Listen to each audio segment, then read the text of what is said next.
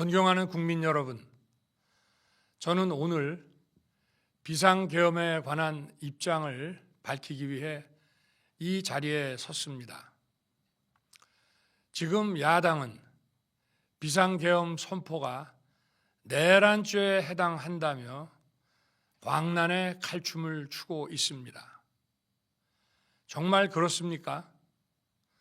과연 지금 대한민국에서 국정마비와 국헌문란을 벌이고 있는 세력이 누구입니까?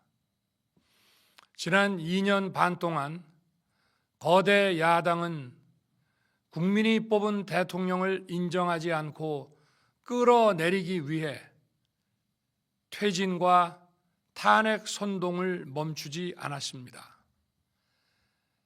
대선 결과를 승복하지 않은 것입니다. 대선 이후부터 현재까지 무려 178회에 달하는 대통령 퇴진 탄핵 집회가 임기 초부터 열렸습니다. 대통령의 국정 운영을 마비시키기 위해 우리 정부 출범 이후부터 지금까지 수십 명의 정부 공직자 탄핵을 추진했습니다. 탄핵된 공직자들은 아무 잘못이 없어도 소추부터 판결 선고시까지 장기간 직무가 정지됩니다. 탄핵이 발의되고 소추가 이루어지기 전 많은 공직자들이 자진 사퇴하기도 하였습니다.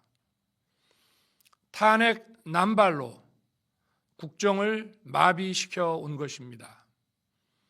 장관, 방통위원장 등을 비롯하여 자신들의 비위를 조사한 감사원장과 검사들을 탄핵하고 판사들을 겁박하는 지경에 이르렀습니다. 자신들의 비위를 덮기 위한 방탄 탄핵이고 공직기관과 법질서를 완전히 무너뜨리는 것입니다. 뿐만 아니라 위헌적 특검 법안을 27번이나 발의하면서 정치 선동 공세를 가해 왔습니다. 급기야는 범죄자가 스스로 자기에게 면죄부를 주는 셀프 방탄 입법까지 밀어붙이고 있습니다. 거대 야당이 지배하는 국회가 자유민주주의의 기반이 아니라 자유민주주의 헌정 질서를 파괴하는 괴물이 된 것입니다. 이것이 국정마비요, 국가 위기 상황이 아니면 무엇이란 말입니까? 이것뿐만이 아닙니다. 지금 거대 야당은 국가 안보와 사회 안전까지 위협하고 있습니다.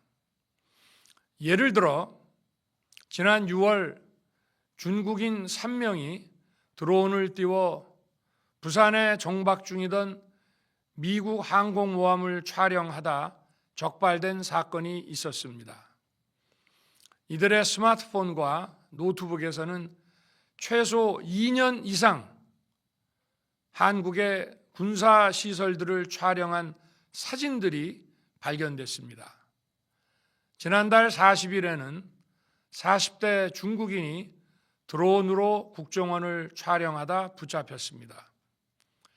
이 사람은 중국에서 입국하자마자 곧장 국정원으로 가서 이 같은 일을 벌인 것으로 확인됐습니다.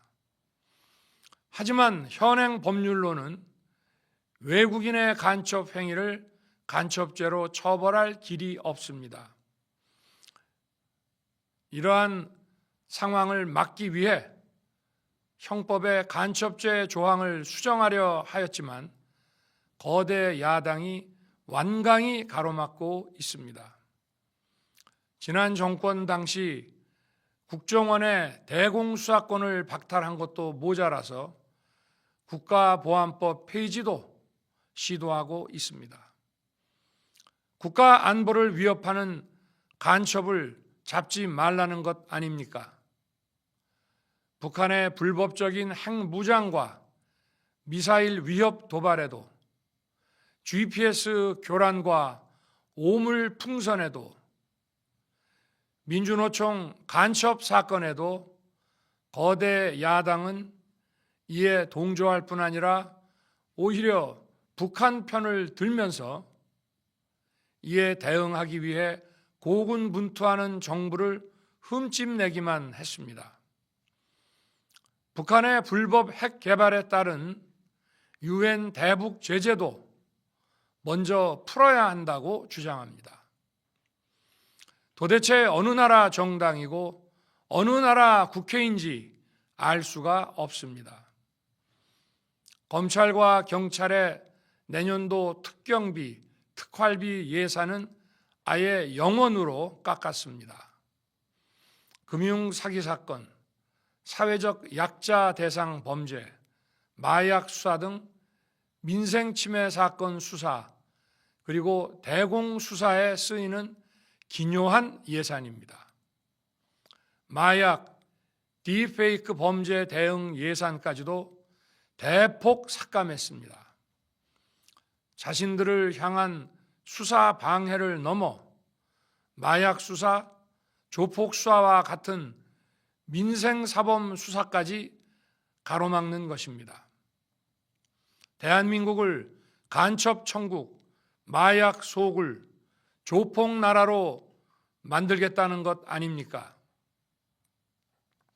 이런 사람들이야말로 나라를 망치려는 반국가 세력 아닙니까? 그래놓고 자신들의 특권을 유지하기 위한 국회 예산은 오히려 늘렸습니다. 경제도 위기 비상 상황입니다.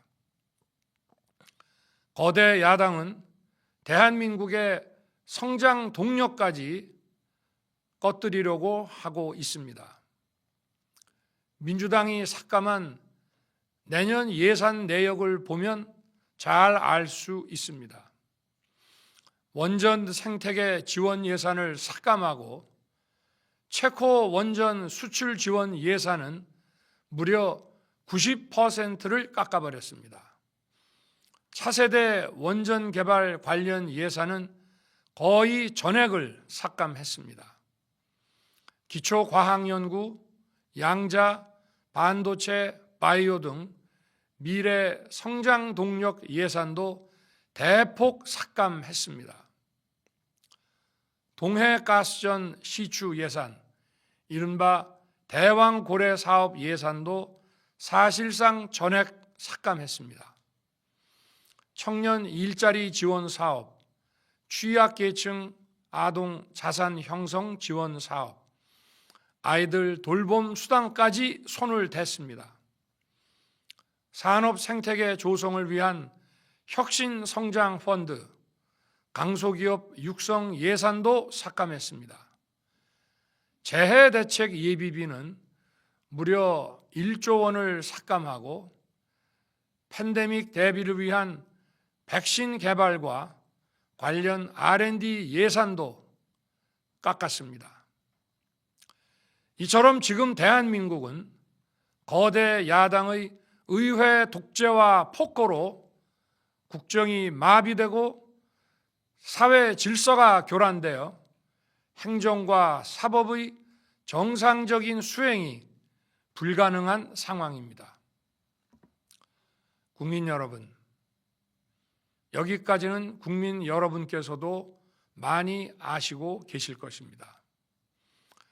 하지만 제가 비상계엄이라는 엄중한 결단을 내리기까지 그동안 직접 차마 밝히지 못했던 더 심각한 일들이 많이 있습니다. 작년 하반기 선거관리위원회를 비롯한 헌법기관들과 정부 기관에 대해 북한의 해킹 공격이 있었습니다. 국가정보원이 이를 발견하고 정보 유출과 전산 시스템 안전성을 점검하고자 했습니다. 다른 모든 기관들은 자신들의 참관하에 국정원이 점검하는 것에 동의하여 시스템 점검이 진행되었습니다. 그러나 선거관리위원회는 헌법기관임을 내세우며 완강히 거부하였습니다. 그러다가 선관위의 대규모 채용 부정 사건이 터져 감사와 수사를 받게 되자 국정원의 점검을 받겠다고 한 발 물러섰습니다. 그렇지만 전체 시스템 장비의 아주 일부분만 점검에 응하였고 나머지는 불응했습니다. 시스템 장비 일부분만 점검했지만 상황은 심각했습니다. 국정원 직원이 해커로서 해킹을 시도하자 얼마든지 데이터 조작이 가능하였고 방화벽도 사실상 없는 것이나 마찬가지였습니다. 비밀번호도 아주 단순하여 1, 2, 3, 4, 5 같은 식이었습니다. 시스템 보안관리 회사도 아주 작은 규모의 전문성이 매우 부족한 회사였습니다. 저는 당시 대통령으로서 국정원의 보고를 받고 충격에 빠졌습니다. 민주주의의 핵심인 선거를 관리하는 전산 시스템이 이렇게 엉터리인데 어떻게 국민들이 선거 결과를 신뢰할 수 있겠습니까? 선관위도 국정원의 보안 점검 과정에 입회하여 지켜보았지만 자신들이 직접 데이터를 조작한 일이 없다는 변명만 되풀이할 뿐이었습니다. 선관위는 헌법기관이고 사법부 관계자들이 위원으로 있어 영장에 의한 압수수색이나 강제 수사가 사실상 불가능합니다. 스스로 협조하지 않으면 진상규명이 불가능합니다. 지난 24년 4월 총선을 앞두고도 문제 있는 부분에 대한 개선을 요구했지만 제대로 개선되었는지는 알 수 없습니다.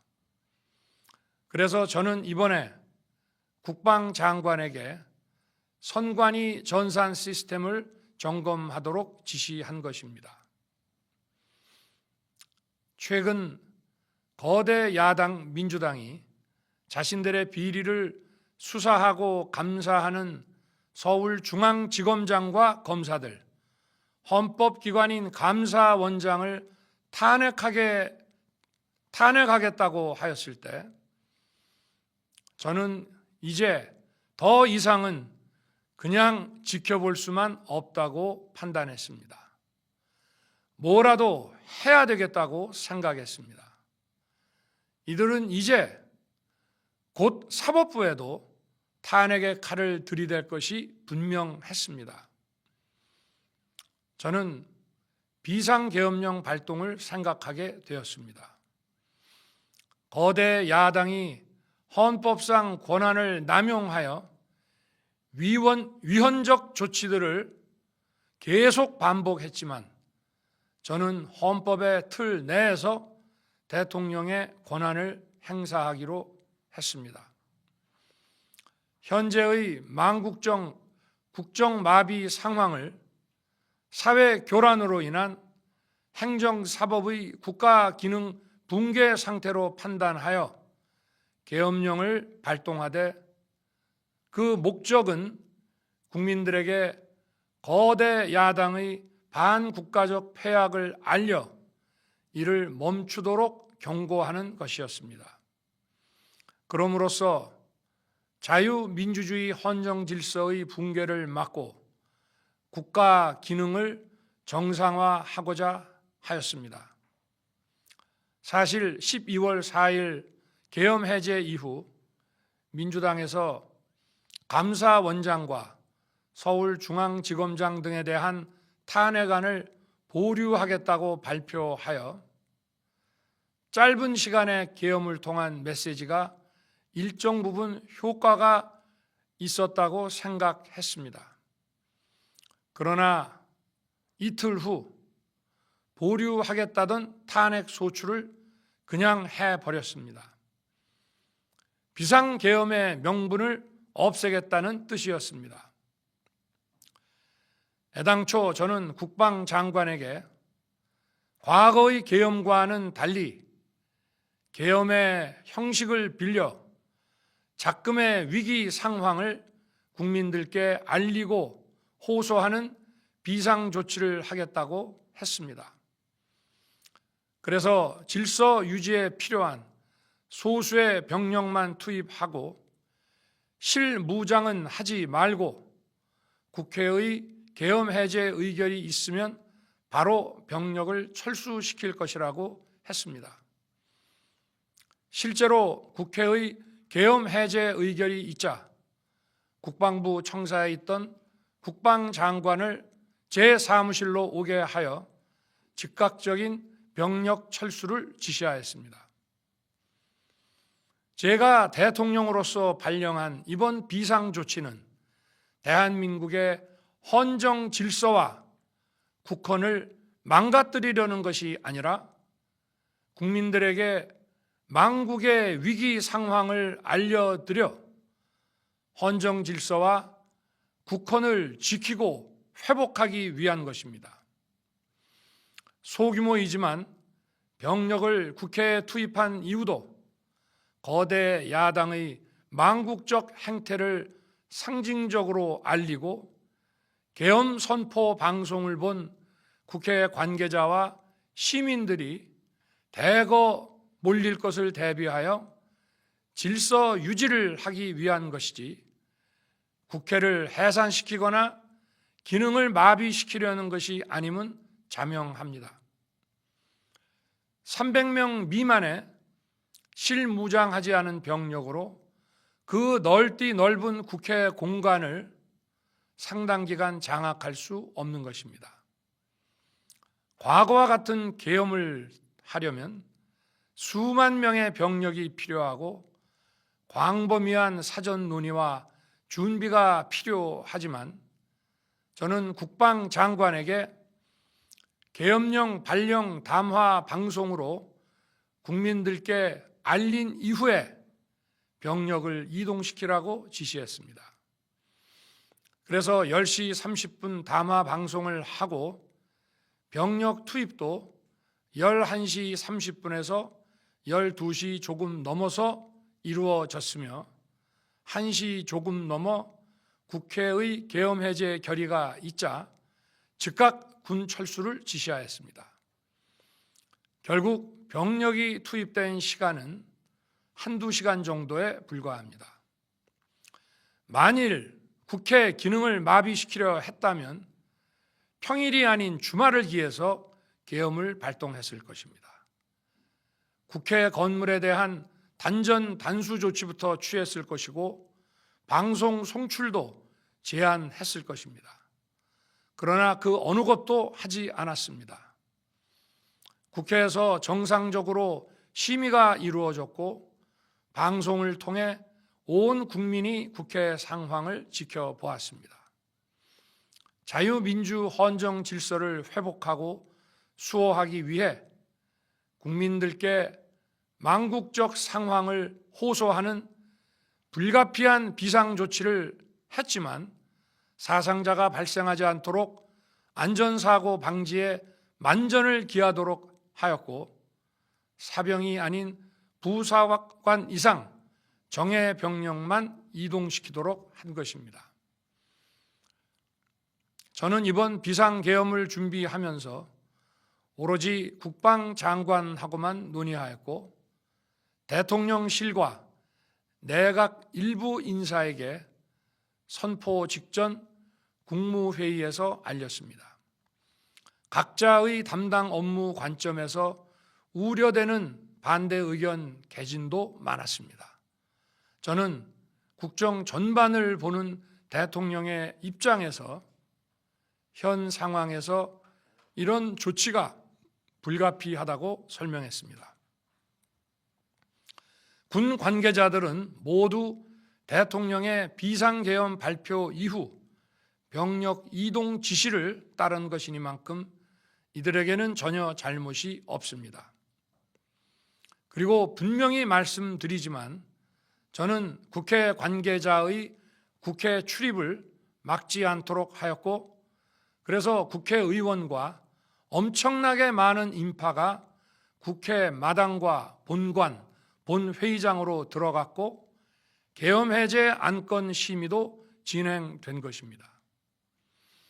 그런데도 어떻게든 내란죄를 만들어 대통령을 끌어내리기 위해 수많은 허위 선동을 만들어내고 있습니다. 도대체 2시간짜리 내란이라는 것이 있습니까?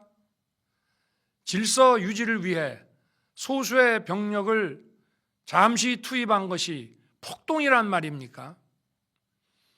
거대 야당이 거짓 선동으로 탄핵을 서두르는 이유가 무엇이겠습니까? 단 하나입니다. 거대 야당 대표의 유죄 선고가 임박하자 대통령의 탄핵을 통해 이를 회피하고 조기 대선을 치르려는 것입니다.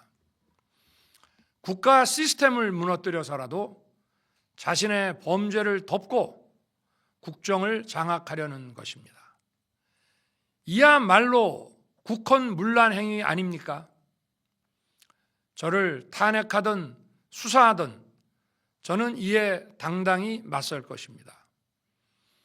저는 이번 계엄 선포와 관련해서 법적, 정치적 책임 문제를 회피하지 않겠다고 이미 말씀드린 바 있습니다. 저는 대통령 취임 이후 지금까지 단 한순간도 개인적인 인기나 대통령 임기, 자리 보존에 연연해 온 적이 없습니다. 자리 보존 생각만 있었다면 국헌문란 세력과 구태여 맞서 싸울 일도 없었고 이번과 같이 비상계엄을 선포하는 일은 더더욱 없었을 것입니다.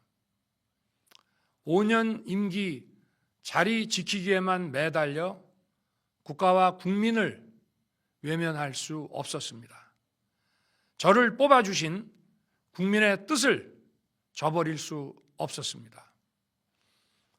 하루가 멀다 하고 다수의 힘으로 입법 폭거를 일삼고 오로지 방탄에만 혈안되어 있는 거대 야당의 의회 독재에 맞서 대한민국의 자유민주주의와 헌정 질서를 지키려 했던 것입니다. 그 길밖에 없다고 판단해서 내린 대통령의 헌법적 결단이자 통치 행위가 어떻게 내란이 될 수 있습니까? 대통령의 비상계엄 선포권 행사는 사명권 행사, 외교권 행사와 같은 사법심사의 대상이 되지 않는 통치 행위입니다. 국민 여러분, 지금 야당은 저를 중범죄자로 몰면서 당장 대통령직에서 끌어내리려 하고 있습니다. 만일 망국적 국헌문란 세력이 이 나라를 지배한다면 어떤 일이 벌어지겠습니까?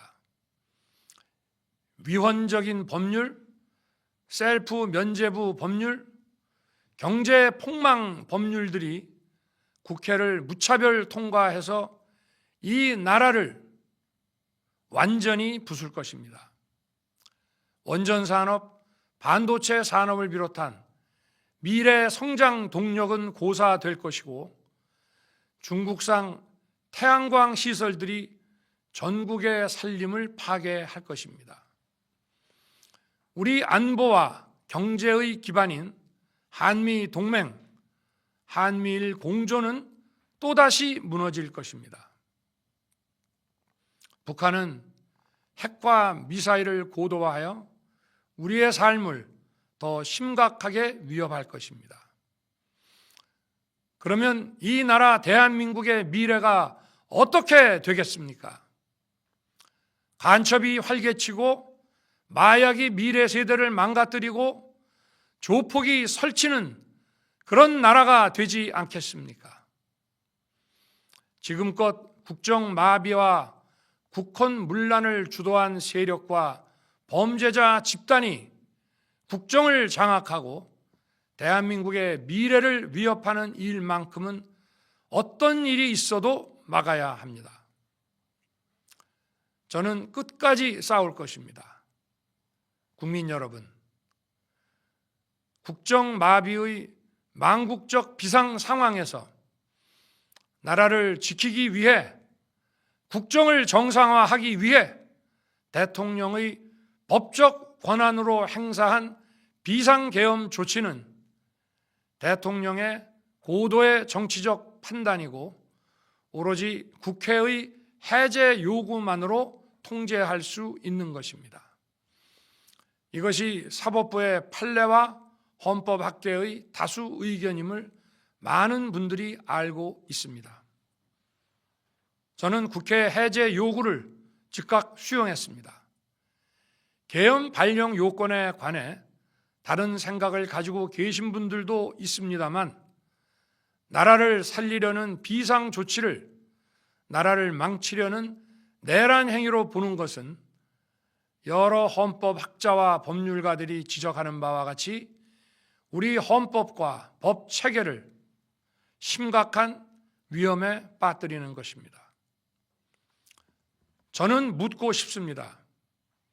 지금 여기저기서 광란에 칼춤을 추는 사람들은 나라가 이 상태에 오기까지 어디서 도대체 무엇을 했습니까? 대한민국의 상황이 위태롭고 위기에 놓여 있다는 생각도 전혀 하지 않았다는 말입니까? 공직자들에게 당부합니다. 엄중한 안보 상황과 글로벌 경제 위기에서 국민의 안전과 민생을 지키는 일에 흔들림 없이 매진해 주시기 바랍니다. 국민 여러분, 지난 2년 반 저는 오로지 국민만 바라보며 자유민주주의를 지키고 재건하기 위해 불의와 부정, 민주주의를 가장한 폭거에 맞서 싸웠습니다. 피와 땀으로 지켜온 대한민국, 우리의 자유민주주의를 지키는 길에 모두 하나가 되어 주시길 간곡한 마음으로 호소드립니다. 저는 마지막 순간까지 국민 여러분과 함께 싸우겠습니다. 짧은 시간이지만 이번 계엄으로 놀라고 불안하셨을 국민 여러분께 다시 한번 사과드립니다. 국민 여러분에 대한 저의 뜨거운 충정만큼은 믿어 주십시오. 감사합니다.